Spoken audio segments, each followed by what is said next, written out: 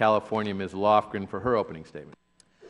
Thank you, Mr. Chairman. This bill must be opposed. It would turn millions of undocumented immigrants into criminals overnight.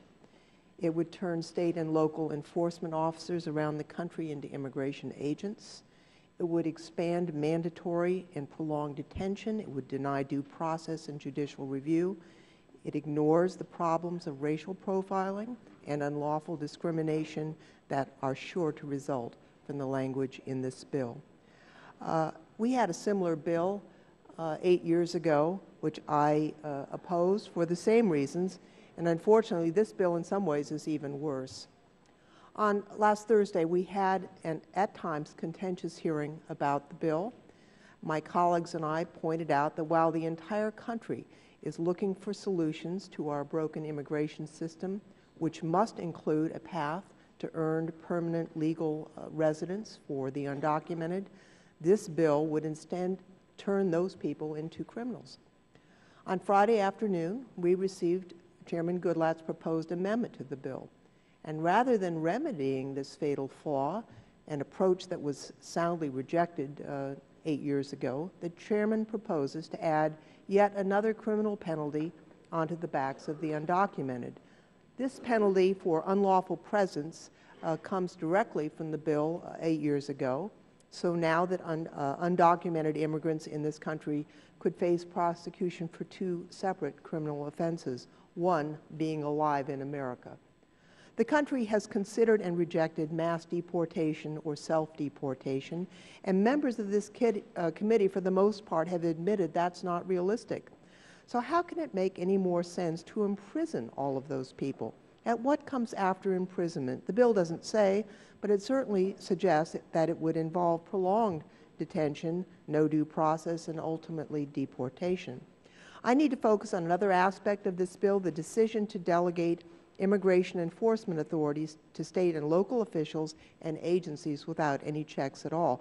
The bill does this in several different ways, and taken together, I believe, will endanger public safety, increase racial profiling, and infringe basic due process rights.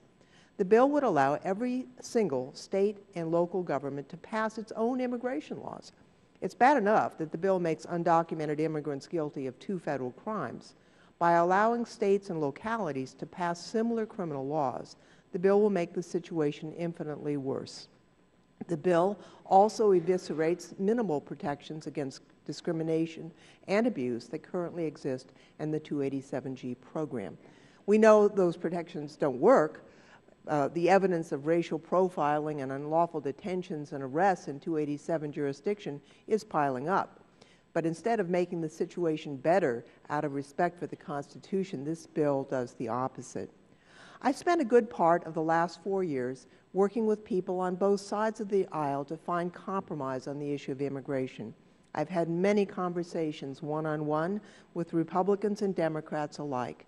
And on the issue of immigration at this time, I believe there can be more areas of agreement than disagreement, but this bill does not reflect that common ground.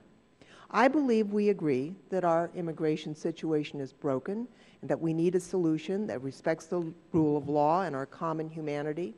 I believe we want to empower state and local enforcement personnel to do their jobs, which means first and foremost keeping our communities safe.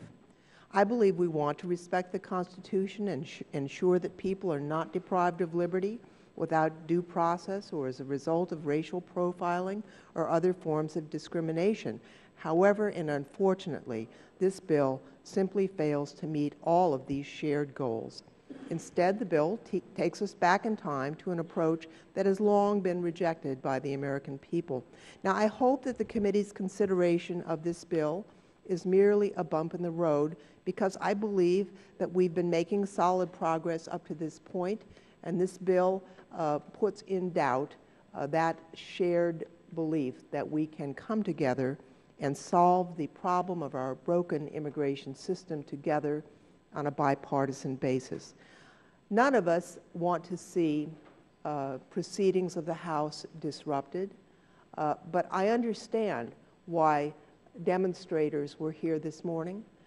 This is very personal to families whose family members are threatened, people who live in fear, who want to become Americans. And I think if this bill were to become law, we would expect, as we saw 8 years ago, millions of American citizens taking to the street to demonstrate to protect members of their family and members of their community from the wrong things that this bill would incur. I will offer amendments to the bill, but frankly, I don't believe the bill can be corrected, and I'm very sorry that we are proceeding with the markup. I yield back.